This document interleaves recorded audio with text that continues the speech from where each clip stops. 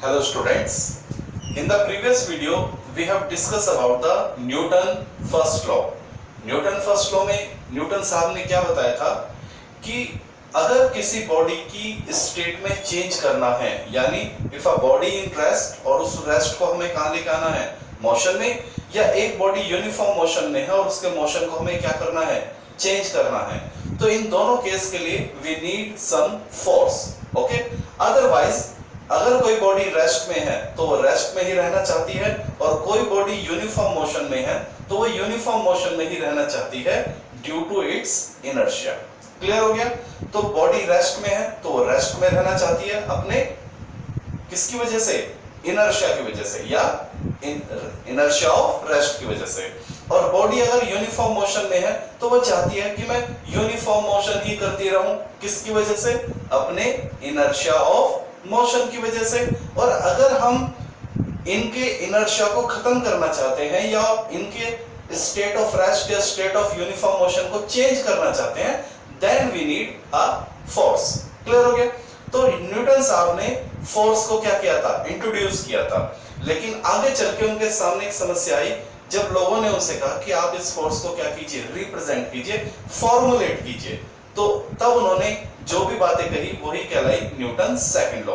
लेकिन Newton second law को पढ़ने से पहले हमें एक बहुत ही इंपॉर्टेंट टर्म को पढ़ना पड़ेगा, एंड दैट इज मोमेंटम. प्यारे बच्चों, अगर आप मोमेंटम को समझ जाएंगे तो you will easily go through the Newton second law. Momentum अगर आपको क्लियर हो गया तो न्यूटन सेकंड लॉ आपको इजीली क्या हो जाएगा, क्लियर हो जाएगा. तो let's see what is momentum. Okay, चलिए मोमेंटम को देखते हैं, मोमेंटम क्या होता है. तो प्यारे बच्चों, मोमेंटम को सबसे पहले हम रिप्रेजेंट करते हैं स्मॉल पी से. मोमेंटम को किससे रिप्रेजेंट करते हैं, स्मॉल पी से, और इसके ऊपर हमने लगा दिया वेक्टर. यानी अगर मैंने इसके ऊपर वेक्टर लगाया है तो डेफिनेट है मोमेंटम क्या है, वेक्टर क्वांटिटी. क्लियर हो गया? तो क्या होता है मोमेंटम, तो समझ लीजिए. सबसे पहले मोमेंटम के बारे में बेसिक इंफॉर्मेशन हम लेंगे. मोमेंटम क्या होता है? तो it is the product of mass, it is the product of mass and the velocity of body. It is the product of mass and velocity of a body. अगर प्यारे बच्चों हमें किसी ऑब्जेक्ट का या किसी बॉडी का मोमेंटम पता करना है तो क्या करना है, बस उसके मास को उसकी वेलोसिटी से क्या कर दें, मल्टीप्लाई कर दें. यानी momentum is equal to mass into velocity. क्या ये बात समझ आ गई? अब मास क्या होता है प्यारे बच्चों, स्केलर क्वांटिटी, लेकिन वेलोसिटी क्या होती है, वेक्टर क्वांटिटी. तो इस वजह से जो कि वेलोसिटी एक वेक्टर क्वांटिटी है तो मोमेंटम भी क्या हो गई है, वेक्टर क्वांटिटी. जो डायरेक्शन वेलोसिटी की रहती है वही डायरेक्शन किसकी होगी, मोमेंटम की. क्लियर हो गया? तो जो कि एक वेक्टर क्वांटिटी है तो P is a vector quantity. प्यारे बच्चों, P क्या है, वेक्टर क्वांटिटी है, और P की वही डायरेक्शन होगी जो V की डायरेक्शन होगी. The direction of P is same as direction of V. यानी जो डायरेक्शन बॉडी के वेलोसिटी का होगा वही डायरेक्शन बॉडी के मोमेंटम का होगा. जैसे फॉर एग्जांपल अगर मैं इस ऑब्जेक्ट को ऐसे ड्रॉप करता हूं तो ये ऑब्जेक्ट कैसा आता है, नीचे आ जाता है. बोलिए क्यों आएगा, क्योंकि इसकी वेलोसिटी किधर है, डाउनवर्ड, तो इसका मोमेंटम भी क्या होगा, डाउनवर्ड होगा. क्लियर हो गया? चलिए, तो P की डेफिनेशन क्लियर हो गई. What is momentum, the product of mass and velocity. और जो कि इसमें वेलोसिटी क्या है, वेक्टर क्वांटिटी है, तो मोमेंटम भी क्या हो जाएगा, वेक्टर क्वांटिटी हो जाएगा. और मोमेंटम की डायरेक्शन प्यारे बच्चे वही रहेगी जो वेलोसिटी की रहेगी. चलिए, अगर हम इसकी SI यूनिट की बात करें, SI यूनिट ऑफ मोमेंटम, तो मास से क्या आ जाएगा, किलोग्राम, और वेलोसिटी से क्या आ जाएगा, मीटर पर सेकंड. तो what is the SI unit of momentum, kilogram metre पर सेकंड. ओके, चलिए, और अगर हम इसकी ये हो गया SI यूनिट, ये होगा इसकी डायरेक्शन। और अगर हम इसकी डायमेंशन की बात करें, किसकी बात करें, डायमेंशन ऑफ P, मोमेंटम की डायमेंशन क्या होगी, तो मास के लिए क्या आएगा m, मीटर के लिए क्या आएगा L, और सेकंड ऊपर जाके क्या हो जाएगा T, तो इसकी डायमेंशन हो जाएगी किलोग्राम m, मीटर L और टाइम T, लेकिन ऊपर जाके वो क्या हो जाएगा पावर -1 हो जाएगा, तो mL/t-1। तो ये क्या हो गई प्यारे बच्चों, इसकी डायमेंशन हो गई। Is that clear? अच्छा, अब इसमें एक बात और समझिए प्यारे बच्चों, momentum is equal to mass into velocity. अब वेलोसिटी तो दो होते हैं, कौन कौन से, इनिशियल वेलोसिटी और फाइनल वेलोसिटी। क्लियर हो गया? अगर वेलोसिटी इनिशियल है तो मोमेंटम कहलाएगा इनिशियल मोमेंटम, और अगर वेलोसिटी फाइनल वेलोसिटी है तो मोमेंटम क्या कहलाएगा, फाइनल मोमेंटम। देखिए, इफ वेलोसिटी इज इनिशियल, अगर वेलोसिटी क्या है, इनिशियल है, then momentum will be momentum is called initial momentum। क्या कहलाएगा, इनिशियल मोमेंटम। ठीक है, और इसको रिप्रेजेंट करेंगे PI से, I यानी इनिशियल, M इंटू U। और इफ वेलोसिटी इज फाइनल, और अगर वेलोसिटी क्या है बेटा, फाइनल है, तो द मोमेंटम इज कॉल्ड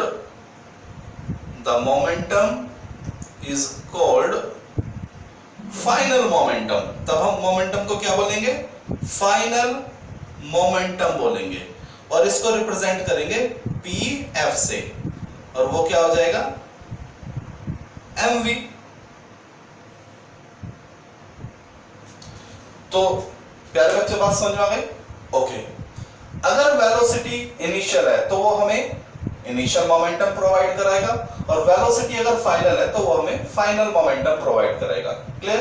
अच्छा, अब क्या आपको मालूम है इनिशियल और वेलोसिटी और फाइनल वेलोसिटी क्या होते हैं? मैंने एक बार शायद किसी वीडियो में ये बात एक्सप्लेन कर रही थी कि इनिशियल वेलोसिटी और फाइनल वेलोसिटी क्या होते हैं।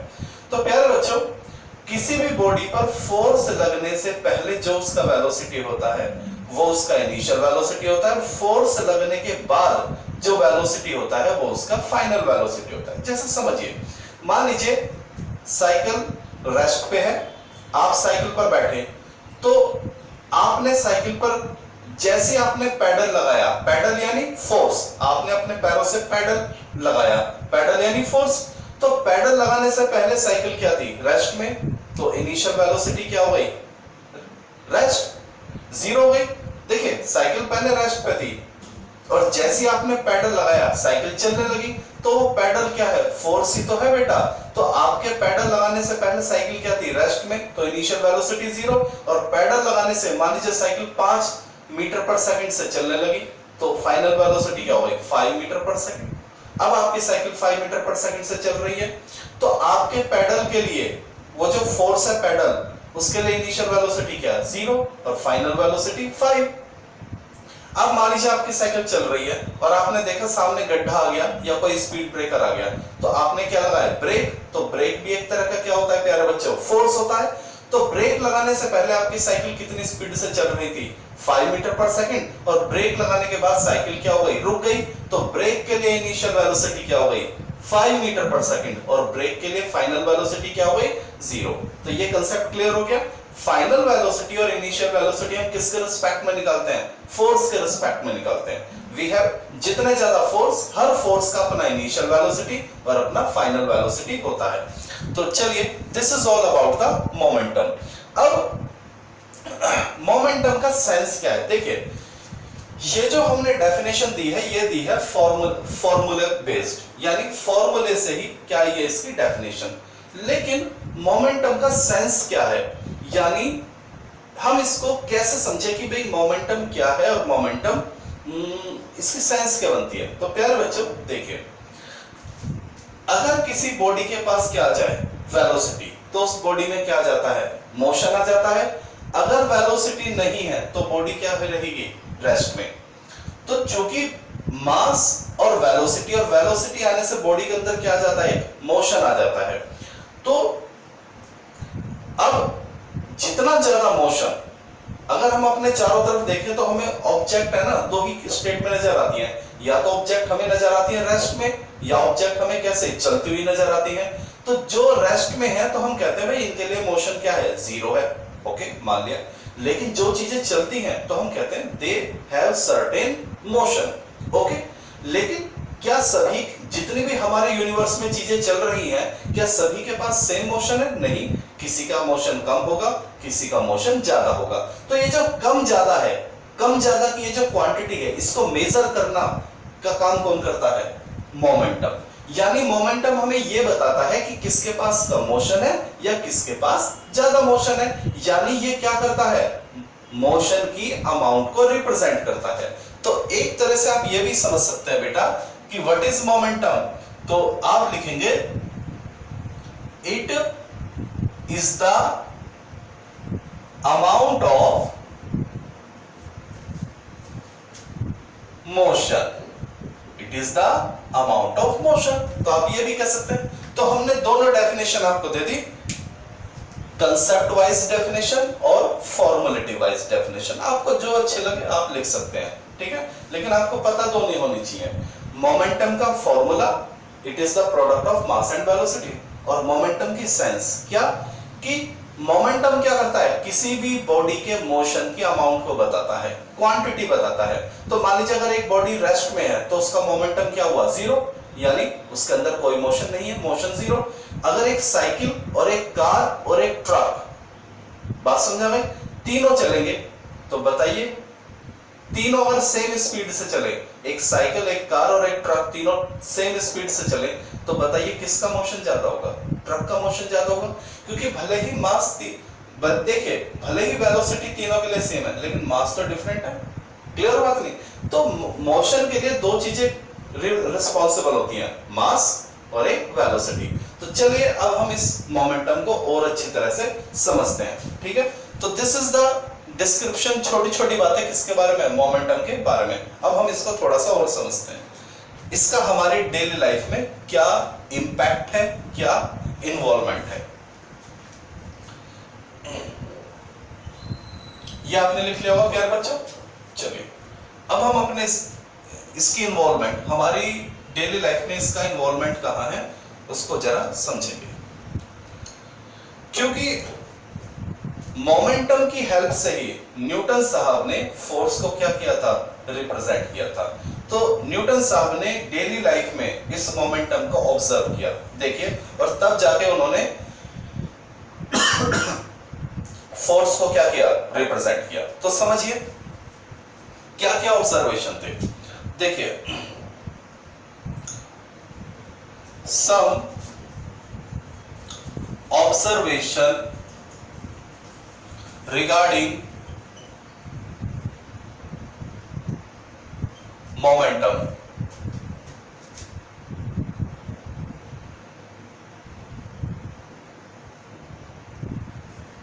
Some observation regarding momentum। यार बच्चों, नंबर 1, पहला observation, if mass are different and velocity is same। जरा समझिए, उन्होंने देखा कि जब मास तो डिफरेंट है और वेलोसिटी क्या हो, सेम हो, तब क्या होगा, जरा समझ लीजिए। मास डिफरेंट और वेलोसिटी सेम, इस चीज को देखिए। तो उन्होंने कहा, सपोज कीजिए, मान लीजिए हमारे पास एक कार है, ओके, और मान लीजिए हमारे पास एक ट्रक है, ठीक है, वी हैव अ ट्रक।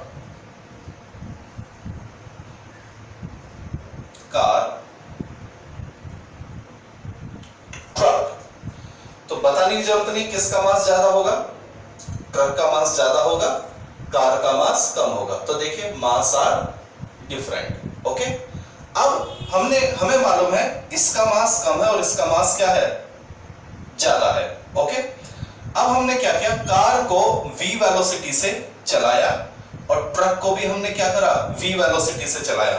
एक कार और ट्रक को सेम वेलोसिटी से चलाया, वेलोसिटी क्या दी, सेम। ओके, और इनके सामने एक क्या करी, दीवार खड़ी कर दी। मान लीजिए ये कोई दीवार है, ठीक है, वॉल। ओके, तो ये कार ऐसे जाके ऐसे ऐसे ऐसे जाके यहां पे क्या करती है, हिट करती है, और ये ट्रक भी ऐसे ऐसे ऐसे जाके यहां पे क्या करता है, हिट करता है। क्लियर हो गया, कार और ट्रक दोनों की वेलोसिटी सेम है और ये दोनों जाके वॉल को क्या करते हैं, हिट करते हैं। तो जैसे ये दोनों यहां दीवार को हिट करेंगे तो हम देखेंगे कि डैमेज कहां ज्यादा हुआ। तो क्या आप बता सकते हैं कहां डैमेज ज्यादा हुआ होगा? यस, इन दैट केस, ठीक है, less damage, high damage. Clear हो गया? तो हाई डैमेज यानी ज्यादा इफेक्ट मिला, हाई इफेक्ट, और यहां हमें क्या मिला, लेस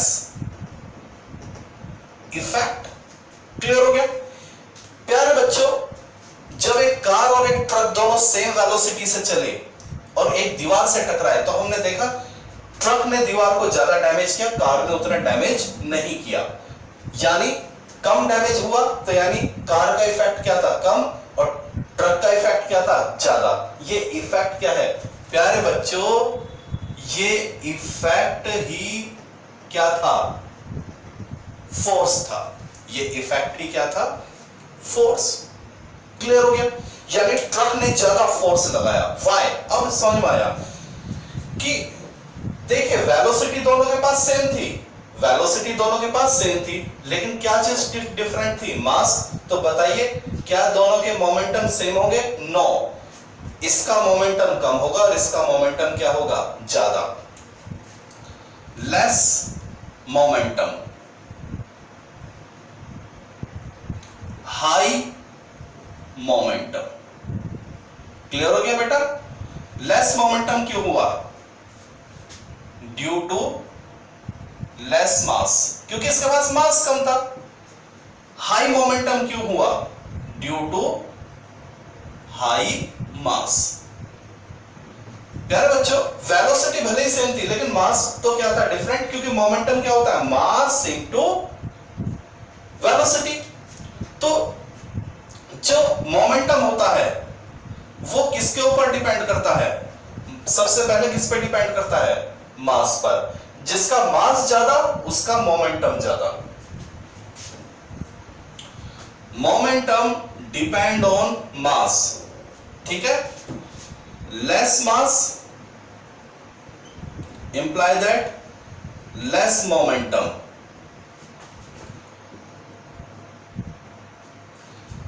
हाई मास यानी हाई मोमेंटम, और लेस मास यानी लेस इफेक्ट,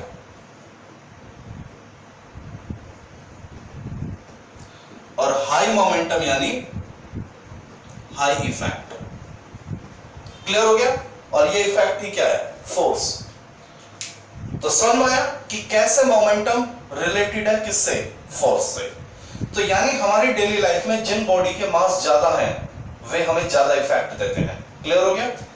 तो ये बात समझ आ गई, आगे बढ़ते हैं। चलिए, तो ये था how the momentum related to the mass. Mass ज्यादा तो मोमेंटम ज्यादा, और उतना ही ज्यादा हमें क्या मिलेगा, इफेक्ट मिलेगा। चलिए दूसरी बात समझते हैं।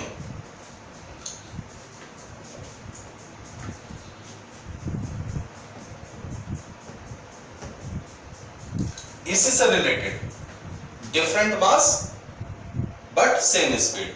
मान लीजिए ये कोई हाइट है, we have a certain height, okay, और यहां से हमने क्या किया, दो ऑब्जेक्ट गिराए, ठीक है ना, m1 और m2, m1 और m2, और हमें मालूम है m1 is very less than m2, दोनों के मास, और दोनों को यहां से ड्रॉप किया गया, ड्रॉप, ठीक है। तो ये ऐसे ऐसे ऐसे ऐसे ऐसे ऐसे गया, और जैसे ही यहां से टकराया m1 हिट करेगा, ठीक है, और ऐसे ये भी गया, ऐसे ऐसे ऐसे ऐसे, ठीक है, तो ये भी क्या करेगा, हिट करेगा। तो बताइए कहां ज्यादा इफेक्ट मिलेगा प्यारे बच्चों, यहां ज्यादा इफेक्ट मिलेगा। यहां नीचे जो कुछ भी होगा ना वो ज्यादा डैमेज हो जाएगा, यहां कम डैमेज होगा, लेस डैमेज, हाई डैमेज, ठीक है। लेस डैमेज यानी क्यों, क्योंकि लेस इफेक्ट मिला, हाई इफेक्ट, ठीक है। और ये इफेक्ट क्या है, ये इफेक्ट ही क्या था, फोर्स था। बात समझ में, जो भी m1 के नीचे होगा उसको इतनी चोट नहीं लगेगी, उसको इतना डैमेज नहीं होगा, लेकिन जो m2 के नीचे होगा, m2 जिसको भी जाके हिट करेगा उसको ज्यादा डैमेज हो जाएगा। यानी मास क्या है, डिफरेंट, तो जिसका मास कम उसका मोमेंटम भी क्या हो जाएगा, कम हो जाएगा। इसका मोमेंटम कम, इसका मोमेंटम ज्यादा, और जिसका मोमेंटम कम उसका इफेक्ट कम, जिसका मोमेंटम ज्यादा उसका इफेक्ट ज्यादा। तो क्या ये बात समझ में आई, ठीक है। अब हम दूसरी चीज समझेंगे।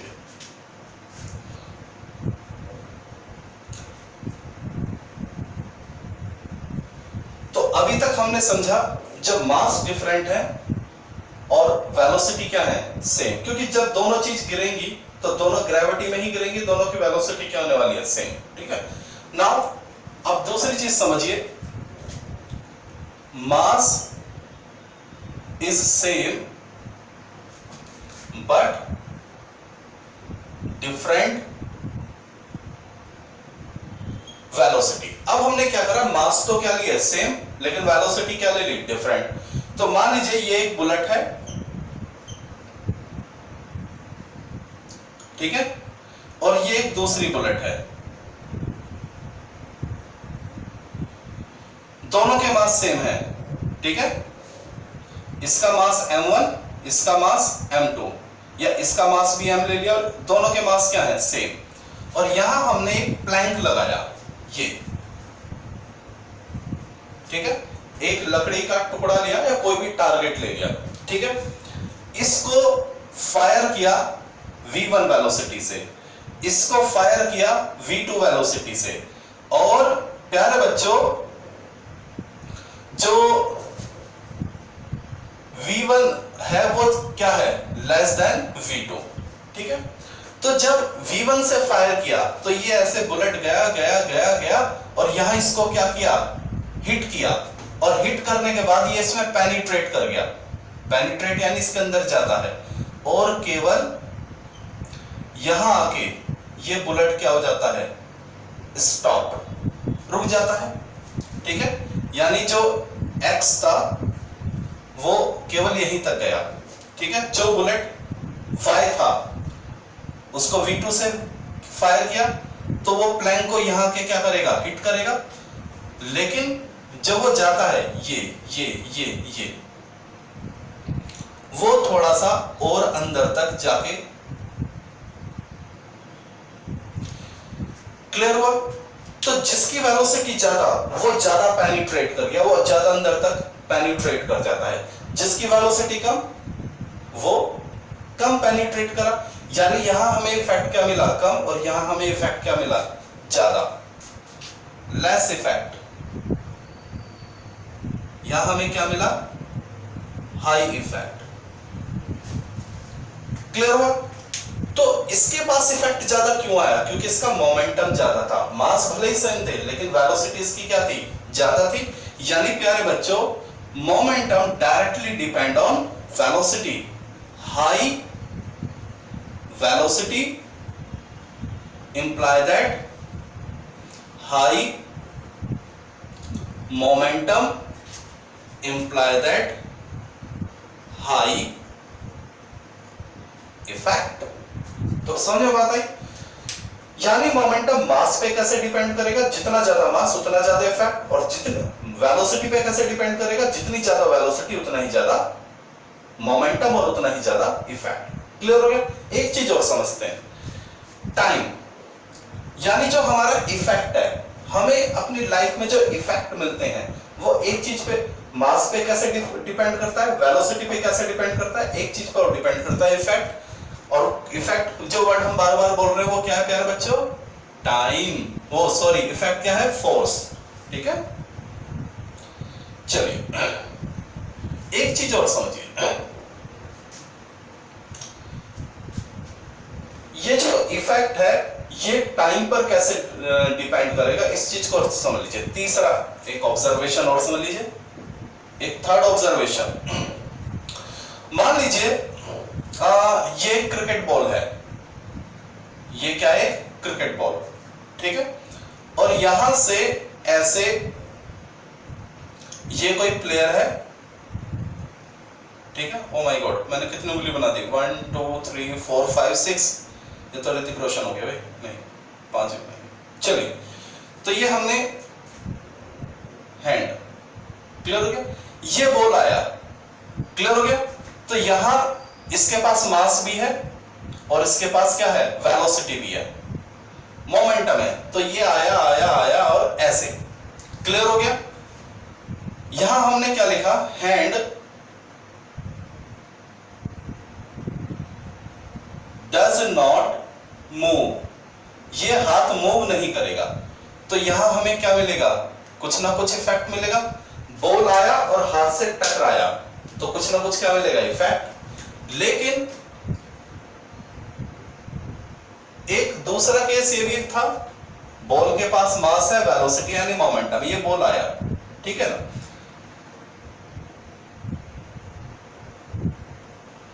तो जैसी बॉल यहां आया, बॉल ने इसको क्या करा? ठीक है, हिट किया। तो ये क्या होता है? ये हाथ बॉल को कैच करने के बाद हाथ थोड़ा सा मूव करता है, यानी ये हाथ भी क्या आता है? थोड़ा सा डाउन आता है ये। तो यहां पे क्या हुआ? हैंड मूव आफ्टर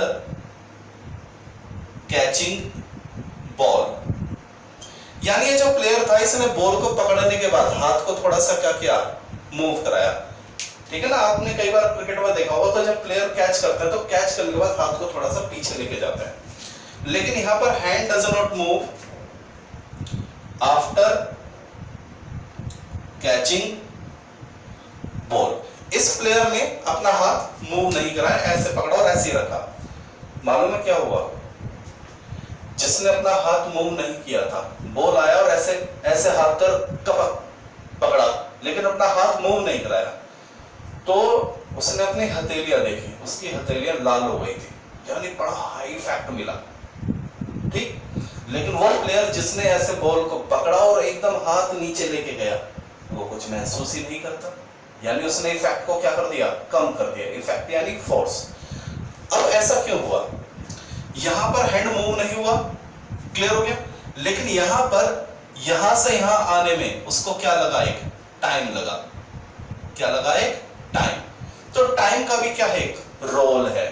यानी अगर आप टाइम प्रोवाइड कराएंगे, ठीक है, तो मोमेंटम का इफेक्ट क्या हो जाता है? कम हो जाता है। मोमेंटम का इफेक्ट क्या हो जाता है? कम हो जाता है। तो यहां हमने एक बात सीखी, अगर टाइम नहीं है, इसके हाथ लाल हो गए थे, यानी बॉल ने इसको क्या दिया? High effect. यहां पे हमें क्या मिला? High effect. और यहां पे हमें क्या मिला?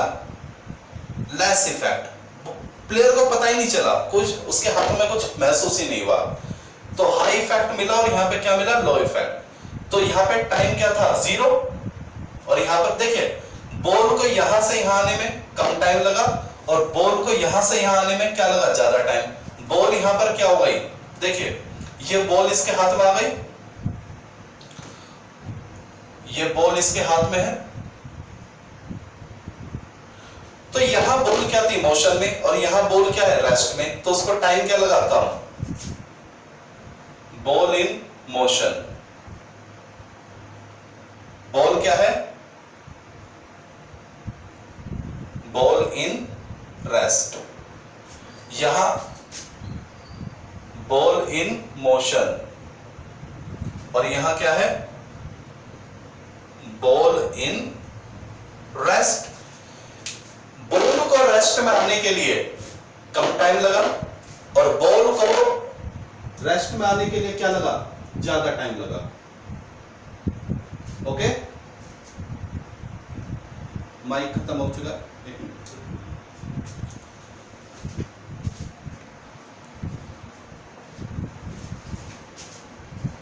ओके प्यारे बच्चों, तो यहां हमने देखा कि बॉल मोशन में था और यहां हाथ में आते ही बॉल क्या हुआ, रेस्ट में।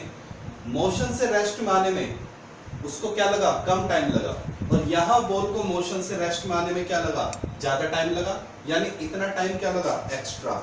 दिस इज टाइम एक्स्ट्रा, यानी प्लेयर ने बॉल को क्या दिया, कुछ टाइम एक्स्ट्रा दिया, तो इफेक्ट क्या हो गया, कम। यानी हम जितना ज्यादा मोमेंटम को, यहां मोमेंटम को चेंज होने में कम टाइम लगा, यहां मोमेंटम को चेंज होने में यानी मोशन से रेस्ट में आने में क्या लगा, ज्यादा टाइम लगा, तो उतना ही क्या मिला, कम इफेक्ट मिला। यानी न्यूटन साहब ने क्या बोला कि यानी जो इफेक्ट है यानी फोर्स है वो टाइम के क्या है, इनवर्सली है।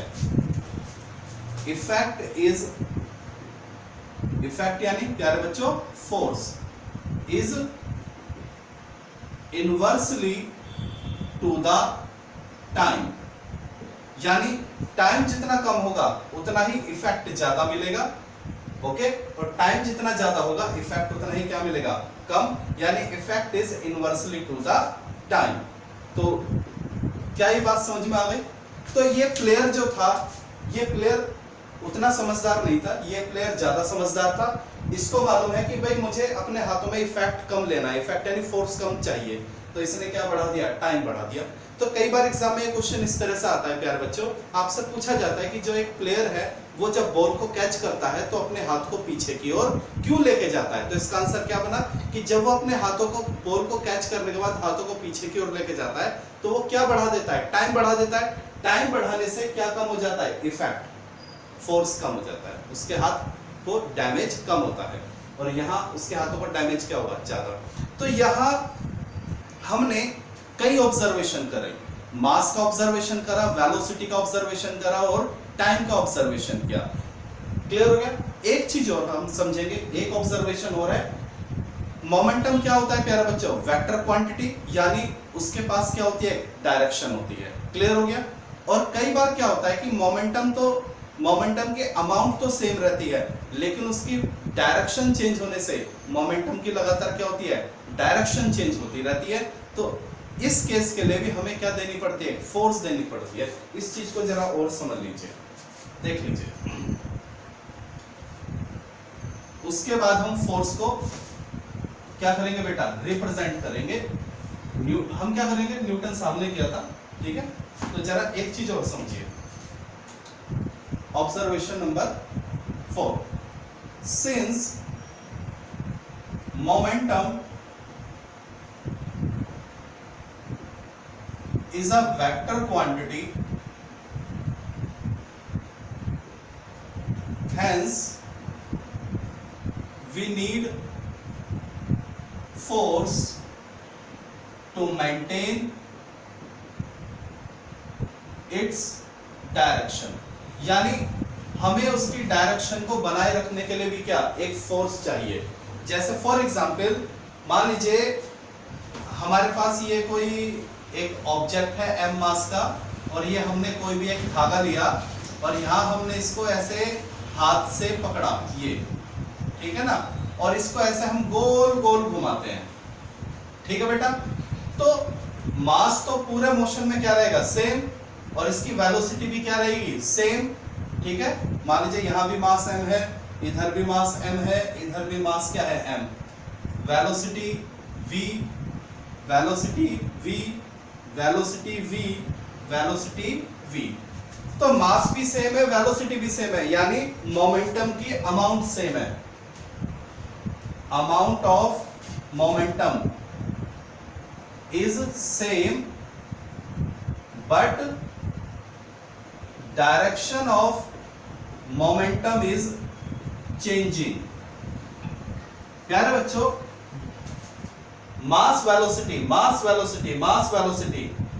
अमाउंट सेम है, लेकिन लगातार क्या चेंज हो रही है? वेलोसिटी चेंज हो रही है। तो मोमेंटम की, मैंने आपको क्या बताया था आज? मोमेंटम की डायरेक्शन कहां से पता चलती है? Direction of velocity. तो प्यारे बच्चों, चूंकि वेलोसिटी की डायरेक्शन लगातार चेंज हो रही है, तो मोमेंटम की डायरेक्शन भी क्या हो रही है? चेंज हो रही है। तो उसको बनाए रखने के लिए हमें क्या? एक फोर्स की जरूरत होती है, और वो फोर्स हमें कहां से मिलता है? हमारे हाथों से। क्लियर हो गया? Is that clear? To maintain the direction we need force provided by center या hand। तो ये जो हमारा हाथ है, ये इस फोर्स को क्या करेगा? ये इस बॉडी को एक फोर्स देगा, इफेक्ट देगा, इसकी डायरेक्शन को क्या करने के लिए? मेंटेन करने के लिए। तो ये हमारे कुछ ऑब्जर्वेशन थे जो हमने पढ़े, न्यूटन साहब ने पढ़े, और इन सभी को एब्रिवेट करके एक साथ इकट्ठा करके न्यूटन साहब ने क्या दिया? न्यूटन सेकंड लॉ दिया। प्यारे बच्चों, अब हम पढ़ने जा रहे हैं न्यूटन सेकंड लॉ। ठीक है?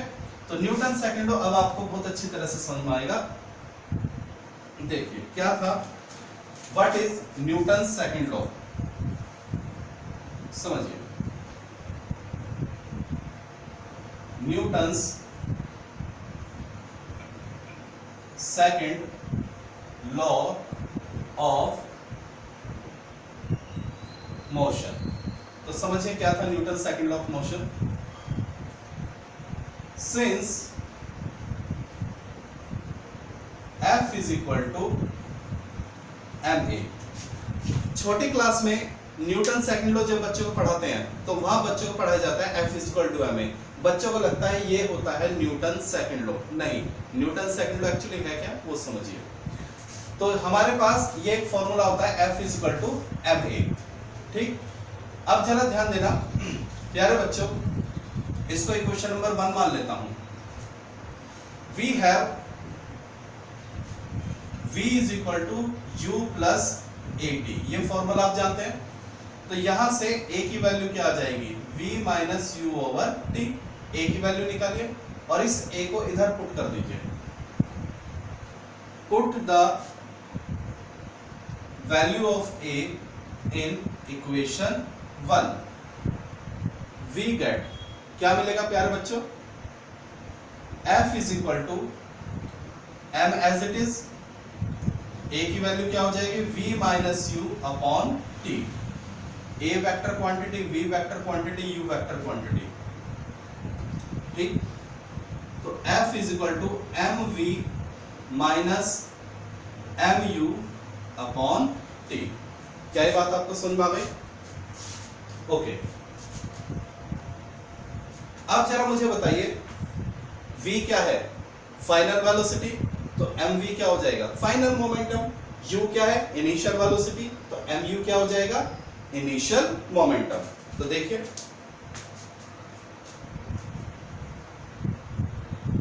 F इज इक्वल टू, प्यारे बच्चों इसको मैं क्या लिख सकता हूं?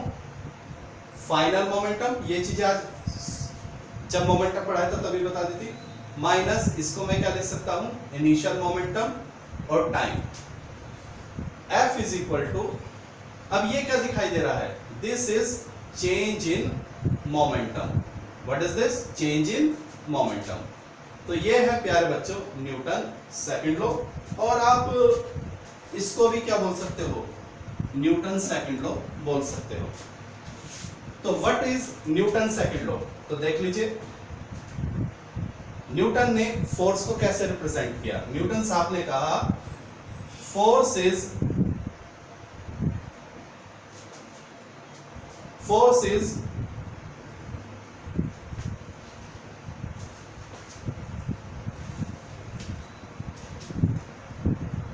the rate of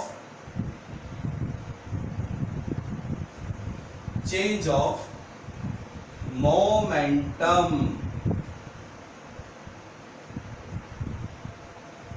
बात समझ आ गई? यानी force is rate of change of momentum. यानी अगर किसी बॉडी का मोमेंटम कितना चेंज होता है उतना ही उस बॉडी का क्या होता है, फोर्स। यानी हम बॉडी के मोमेंटम में जितना चेंज करेंगे उस बॉडी पे उतना ही फोर्स लगेगा, यानी फोर्स क्या है, the rate of change of momentum. तो this is the Newton second law of motion. Clear हुआ? तो हमने जितने भी ऑब्जर्वेशन करे थे वो सब इसी पर क्या थे, बेस्ड थे। समझ आई प्यारे बात बच्चों? तो देख लीजिए, this is the Newton second law of motion.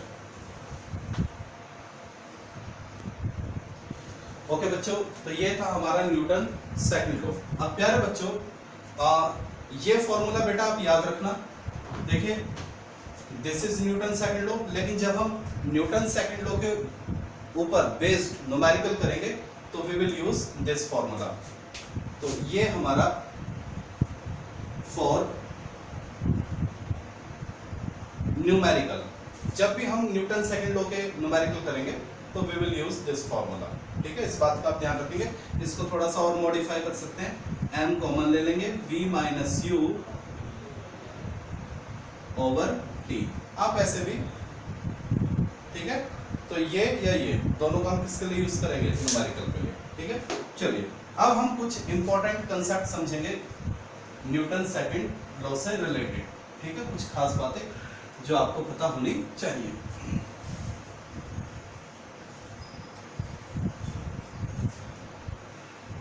चलिए,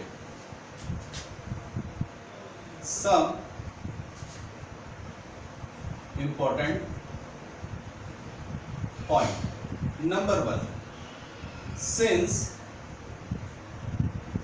F is equal to ma, ये हम जानते ही हैं। अब जरा ध्यान देना, फॉर बॉडी इन रेस्ट, प्यारे बच्चे अगर कोई बॉडी रेस्ट में है तो उसके लिए एक्सेलरेशन क्या होता है, 0 होता है। क्लियर हो गया? और एक्सेलरेशन अगर 0 होगा तो इसका मतलब फोर्स भी क्या होगा, 0।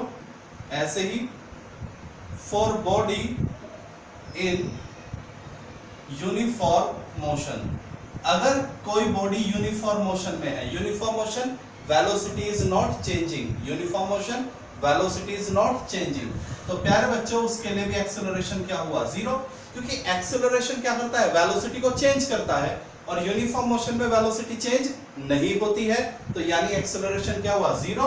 और प्यारे बच्चों अगर एक्सेलरेशन 0 है तो फोर्स भी क्या हो गया, 0। तो देखिए, body in rest force is 0, body in uniform motion force is 0। तो प्यारे बच्चों ये क्या है, ये न्यूटन फर्स्ट लॉ ही तो है। न्यूटन फर्स्ट लॉ में हमने क्या सीखा था कि अगर कोई बॉडी रेस्ट पे है या यूनिफॉर्म मोशन में है तो उस पर नेट फोर्स क्या होता है, 0। तो एक तरह से न्यूटन सेकंड लॉ क्या करता है, न्यूटन फर्स्ट लॉ को ही रिप्रेजेंट करता है। Hence we can say that Newton second law represent Newton's first law. ठीक है, तो जो न्यूटन सेकंड लॉ है प्यारे बच्चों, वो न्यूटन फर्स्ट लॉ को क्या करता है, रिप्रेजेंट करता है। ठीक है, ये कंसेप्ट क्लियर हो गया। चलिए आगे बढ़ते हैं। दूसरी बात, Newton second law is applicable for point object। अब point object क्या है, ये मैंने जब हमने पढ़ा था motion in a straight line, तो वहां point object का कंसेप्ट मैंने आपको बताया था। तो प्यारे बच्चों न्यूटन सेकंड लॉ जो लॉ है वो किसके लिए एप्लीकेबल होता है, point object के लिए एप्लीकेबल होता है। ठीक है, third point, since force is vector quantity, force क्या है बेटा, वेक्टर क्वांटिटी, और हमारे पास क्या है, F is equal to ma, then मैं ये लिख सकता हूं Fx is equal to max, Fy is equal to may, और F Z is equal to m a z. इसका मतलब फोर्स की